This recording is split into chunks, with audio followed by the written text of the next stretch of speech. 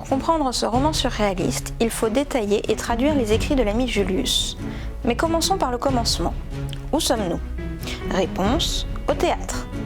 Un endroit que le romancier connaît bien et apprécie autant en tant que spectateur que comme auteur. Quel théâtre ? Réponse de Verne.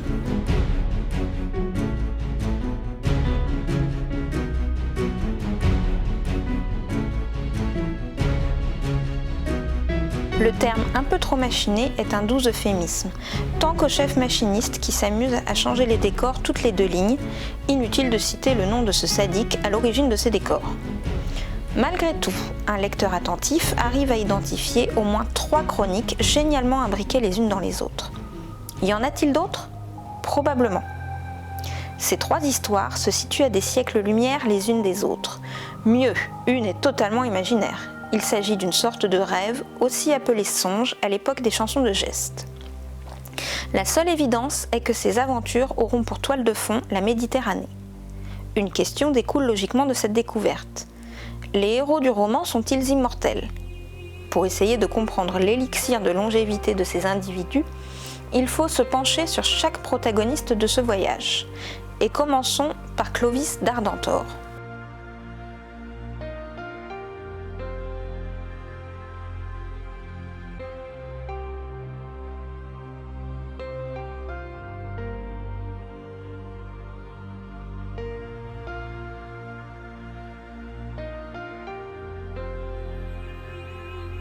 Il fait partie des passagers du paquebot, mais avec une légère nuance. Il embarque, lui et son serviteur, non point du quai, mais en pleine mer, en louant les services d'un canot motorisé qui ressemble étrangement à un remorqueur portuaire. Jules Verne le décrit ainsi.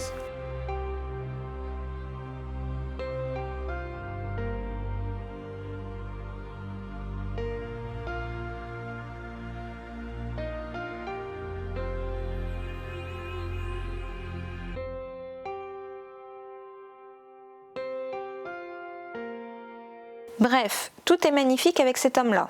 Et pour cause, ce grand homme magnifique, impérial, barbu et millionnaire est un empereur français.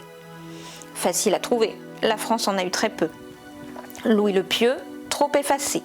Napoléon, trop petit. Son neveu Napoléon III, trop précieux. Il ne nous en reste plus qu'un. Représenté aux enfants comme étant grand, barbu, avec sa couronne vissée sur la tête. Et oui, c'est bien lui. Carolus Magnus, traduction Charles le Magnifique, plus connu dans nos écoles sous l'illustre nom de Charlemagne. Je n'ai point d'ascendant, ce qui est exact en tant que fondateur de l'Empire carolingien, ce qui n'est pas rien. Mais n'oublions pas son grand-père Charles Martel et son père Pépin le Bref, des rois pépinides.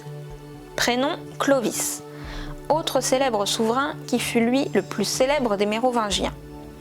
Commun entre ces 2 hommes, ils sont très connus des écoliers et il ne faut jamais oublier que les écrits, avant de devenir des romans, étaient édités périodiquement dans un journal intitulé « Magasin d'éducation et de récréation ».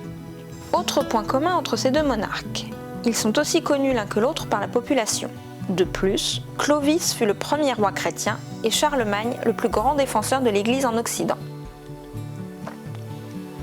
Le tonnelier perpignanais est dessiné au moins à 32 reprises sur les 47 illustrations de Léon Bennett. C'est dire son omniprésence dans ce voyage. Mais de quelle combinaison vient son nom d'Ardentor ? Un côté matu vu, pour ne pas dire un peu bling bling. On sait que le fondateur du Saint-Empire était en son temps l'homme le plus riche d'Occident de son vivant. Mais après, la mort. Et c'est cette déduction qui nous propulse directement dans la 2e histoire du théâtre méditerranéen avec un autre d'Ardentor, un descendant du premier, Frédéric Barberousse, autre célèbre empereur qui régna sur la partie germanique du Saint-Empire. Et oui, les héritages ont scindé les possessions de son ancêtre. Mais ce Barberousse entre en scène 4 siècles plus tard. Comment l'ami Julius nous confirme-t-il l'arrivée de ce nouveau personnage ? Le plus simplement du monde, il commence cette aventure le 27 avril 1885, jour de la Saint-Frédéric. De surcroît, le romancier a demandé à Bennett de représenter cet autre empereur non de face mais de profil, pour qu'il soit moins facile de l'identifier. La grande différence avec son illustre ancêtre est sa nature. Il est germanique et son empire fait à peine la moitié de celui de Charlemagne. Mais que vient faire ce Barberousse dans le roman ?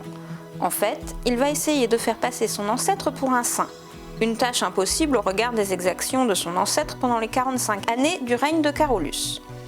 Il est toujours bien vu d'avoir un saint dans sa famille, et ce ne sont pas les descendants de Saint Louis qui contrediront ce point de vue. À force de chercher, ce Barberousse réussit à persuader l'antipape Pascal III à faire déclarer Charlemagne comme bienheureux. Antichambre vint la canonisation.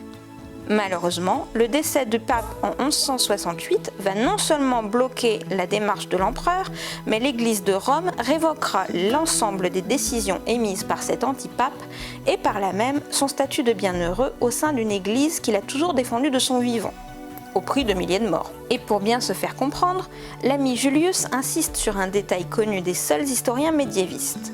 Ce monarque se noya en 1190 pendant la troisième croisade en essayant de franchir le fleuve Salef, un cours d'eau situé en Anatolie. Que s'est-il passé? Plusieurs versions sont données, mais seul le résultat compte. Le monarque est mort noyé, d'où le dessin ci-dessous. Voilà en image ce que l'empereur Barberousse espérait. On y voit un saint Carolus qui, malgré tous ses efforts pour défendre l'Église de Rome sur terre, fut recalé pour rentrer directement au paradis. Raison invoquée, sa manière très spéciale d'évangéliser des peuples réfractaires au catholicisme.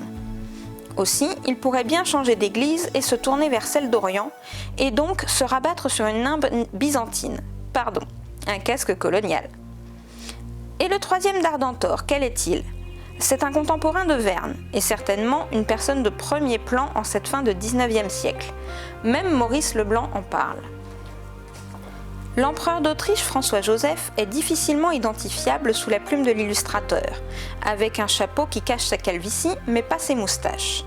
Maintenant, s'il s'agit d'une métaphore de Julius, comme dirait Jean de La Fontaine dans Le Loup et l'Agneau, si ce n'est lui, c'est donc son neveu, le dit Jean Hors. Les différences avec les deux autres empereurs sont légion, à commencer par la taille de son royaume, qui est ridicule comparé à celui des souverains préalablement cités. De plus, il est protestant et ne reconnaît donc ni le pape ni Rome, la vraie famille à la base du Saint-Empire germanique qui sera dissous en 1804 au lendemain de la bataille de Wagram. Mais la nature ayant horreur du vide, la maison de Habsbourg fut déclarée comme héritière du titre délaissé et l'empereur d'Autriche-Hongrie se revendiqua comme unique représentant du Carolus Magnus et d'un dard en or qui a traversé les siècles. Ce faisant, les Habsbourg ont oublié un détail. Les mariages entre maisons princières ont fait qu'il existe aussi une branche française des Habsbourg, celle des Valois-Bourgogne, avec Marie de Bourgogne, fille unique de Charles le Téméraire, qui épousa Maximilien, le futur empereur du Saint-Empire germanique. Elle défendit l'héritage de son père du mieux qu'elle put des griffes de celui qui fut surnommé l'araignée universelle. Mais c'était trop tard, le comté de Bourgogne fut annexé par la France en 1477 et la duchesse décéda en 1482. Aucun doute que l'ami Julius veut annexer cette aventure du théâtre méditerranéen, la Bourgogne, et ses chevaliers de la Toison d'Or. Mais pour quelle raison? Politique. Tout est politique, et cela quelle que soit l'époque, surtout en cette année 1885, date à laquelle l'ami Julius démarre ce voyage extraordinaire. L'Alsace et la Lorraine étant devenues germaniques depuis 15 ans, l'armée française prépare la revanche de la défaite de 1870. De plus, l'affaire Dreyfus va bientôt éclater. Ces Dardentors ont un point commun. Ils furent tous empereurs. De plus, dans certains bréviaires, qui sont au sein ce que le bottin était à la poste, le nom de Charlemagne est cité comme saint patron des écoliers, de quoi ravir l'ami Julius, et seul Charles Ier, dernier empereur d'Autriche, fut béatifié en 2004 pour avoir essayé de mettre fin au massacre de 14-18. Avec un pareil méli-mélo, même un pape y perdrait son latin.